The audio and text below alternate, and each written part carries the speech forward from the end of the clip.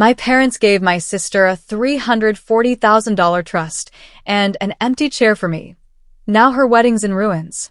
I don't even know how to start this without sounding bitter or like I'm making it up. It feels surreal to even put it into words, but I guess that's why people post on these subreddits. Sometimes you need to just throw it into the void because the people closest to you don't really get it or don't want to hear it. I grew up in a middle-class family, at least by appearances. We had a decent-sized house. We went on family vacations every other summer. We always had food on the table. My parents never made it seem like money was tight, but they also weren't the type to flaunt anything. We were raised to think that everything was equal between me and my younger sister, even if we were very different people. I'm 2 years older. I was always the quiet one, the kid who got decent grades but didn't stand out. My sister was the loud one, the funny one, the life of the party, as my mom liked to say. When I was in high school, my parents drilled into me that I needed to get scholarships because they couldn't pay for everything. I busted my ass to get into a state university on a mix of academic scholarships and loans. I worked 2 part-time jobs, lived off ramen and peanut butter sandwiches, and still came out with debt that's going to follow me well into my 30s. My parents helped a little with books my first year, but beyond that, I was on my own. I never really resented it at the time because I thought that was just life. A lot of kids do it. I figured they were doing their best. Fast forward to when my sister hit college age. Suddenly, my parents found a way to pay for her tuition in full. Not only tuition, but her apartment off campus, her car, even money for her study abroad summer in Italy.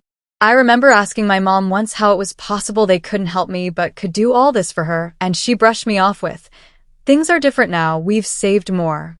I swallowed it. I told myself maybe they learned from my struggles and wanted to do better with her. But deep down it stung. The real gut punch came last year. I'm 28 now, my sister is 26. My parents called a family dinner because they had news. At this dinner, they announced that years ago, when my grandmother passed away, she had left a large inheritance. I never knew the details of it. Turns out, she had left money specifically meant to be split between me and my sister. But instead of splitting it, my parents put it all into a trust for my sister. They told us at dinner that the trust had matured and she now had access to it, around $340,000. I can still remember sitting there, trying not to let my jaw hit the table.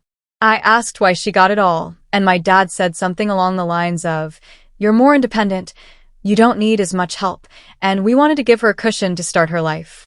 My sister just smiled like she had won the lottery. No apology, no explanation beyond that. Just, she gets it, you don't. I left that dinner early, drove around for hours, and honestly cried in my car. It wasn't even about the money, though God knows what I could do with that. Pay off my loans, maybe buy a house, not feel like I'm drowning every month. It was about what it meant. It meant that for my entire life, they saw me as less deserving. That they looked at their 2 kids and decided one was worth investing in, and one wasn't. We didn't talk much after that. I kept my distance. I showed up for holidays but kept things surface level. Then came the wedding. My sister got engaged and, of course, with her new trust money and my parents footing half the bill, it was set to be a huge event. She booked some vineyard venue, had all the bells and whistles. The guest list was enormous. About 2 weeks before the wedding, she called me. Not to ask me anything, not to check in, but to tell me that she had a special surprise for me at the ceremony. I asked what she meant and she just said, "You'll see, it'll be emotional." The day comes, and during the ceremony, right before the vows, the officiant says there's a moment of remembrance. They bring out this empty chair, front and center, with a photo of me as a kid taped to it. My sister is crying, my parents are holding hands, and the officiant says something about how even though not everyone could be here in person, their spirit is with us. I was literally sitting in the second row, alive, breathing, watching my family act like I was dead. People were confused, whispering, looking back at me. I raised my hand halfway like, "Hi, still here." It was humiliating. After the ceremony, I confronted her. She said it was symbolic, that the chair represented the distance I've put between myself and the family, and she thought it would be a healing gesture. I told her it was cruel and tone deaf. She rolled her eyes and said, "You always make everything about you." My parents sided with her, as usual. I didn't stay for the reception. I left, and apparently people noticed because later I got texts from cousins asking what the hell happened.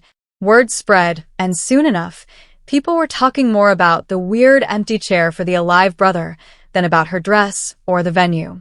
My sister was furious, called me a selfish jerk, said I ruined her wedding. But the truth is, they ruined it themselves. They ruined it years ago, when they decided one child mattered more than the other. The empty chair wasn't a symbol of me leaving them. It was a symbol of what they had done. They made me a ghost in my own family. Since the wedding, we haven't spoken. My phone has been blowing up with messages from relatives.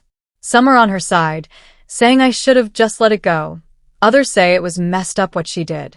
My parents are still doubling down, saying I overreacted and that the chair was artistic. I don't even know where to go from here.